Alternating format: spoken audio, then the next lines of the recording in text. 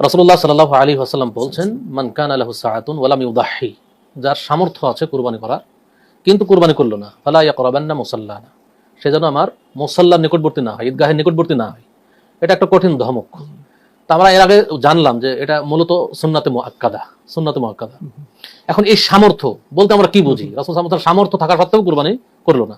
সামর্থ্য মানে কতটুকু? এখানে অনেকে আবার বলছেন যে নিসাব পরিমাণ সম্পদের মালিক হওয়া, সেটাও বলছেন অনেকে। কিন্তু মূলত সামর্থ্যবান দ্বারা নিসাব পরিমাণ সম্পদের মালিক হওয়া নয়।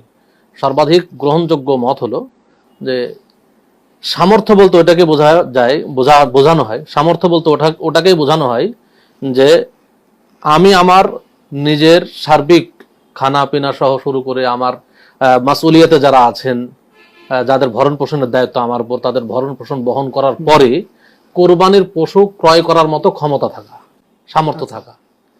যদি আমি দেখা যায় যে আমার খানা পিনা সবকিছু, পরিবারের সবকিছু মেনটেন করতে পারছি সহজেই, তারপরে আমার কাছে যে উদ্বৃত্ত টাকাটি থাকছে সেটা দিয়ে আমি কোরবানির পশু ক্রয় করতে পারবো, তখনই আমি সামর্থ্যবানদের অন্তর্ভুক্ত হব। কারণ রাসূলুল্লাহ সাল্লাল্লাহু আলাইহি ওয়াসাল্লামের জামানায় রাসূল সাল্লাল্লাহু আলাইহি ওয়াসাল্লাম থেকে শুরু করে সাহাবায়ে কেরাম যারা কুরবানি করতেন নিয়মিত, তারা কিন্তু নিসাব পরিমাণ সম্পদের মালিক ছিলেন না, অনেকেই কিন্তু কুরবানি করতেন। এমনকি রাসূল সাল্লাল্লাহু আলাইহি ওয়াসাল্লাম রাসূল সাল্লাল্লাহু আলাইহি ওয়াসাল্লাম নিজেও খানায় থাকতো না, বাড়িতে 3 দিন যাবত খানায় নেই, তারপরেও কিন্তু কোনো বছরেই তিনি কুরবানি ছাড়তেন না।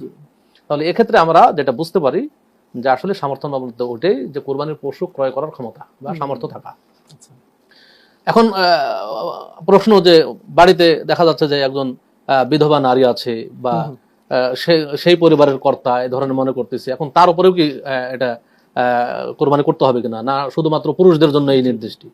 তো রাসূলুল্লাহ সাল্লাল্লাহু আলাইহি ওয়াসাল্লাম যে নির্দেশটি দিয়েছেন যে যার সামর্থ্য থাকা সত্ত্বেও কুরবানি করলো না সে যেন আর ঈদগাহের নিকটবর্তী না হয়, এই নির্দেশটি আসলে শুধু পুরুষের জন্য নয়, বরং পুরুষ নারী সবাই অন্তর্ভুক্ত। নারী যদি সামর্থ্য থাকে নারীর, কোনো নারীর, তাহলে অবশ্যই সেও কুরবানি করবে, এটা তার জন্য সুন্নাতে মুআক্কাদা, সুন্নাত, সেটা করবে। এবং দেখা যাচ্ছে যে কোনো পরিবারে তার সন্তানও আছে, বড় বড় সন্তান আছে, স্বামী নেই কিন্তু সন্তানরা আছে, বড় বড় সন্তান আছে, তারা ইনকাম করে, তারা সন্তানরা ইনকাম করে তাদের অর্থ দিয়ে কুরবানি কিনবে। তো যে কেউ সেখানে কুরবানি করলে কিন্তু সবার পক্ষ থেকে আদায় হয়ে যাবে। এটা যে একক যে মায়ের পক্ষ থেকে দিতে হবে, যে মায়ের নামে মায়ের পক্ষ থেকে দিতে হবে, বিষয়টি এমন নয় আসলে।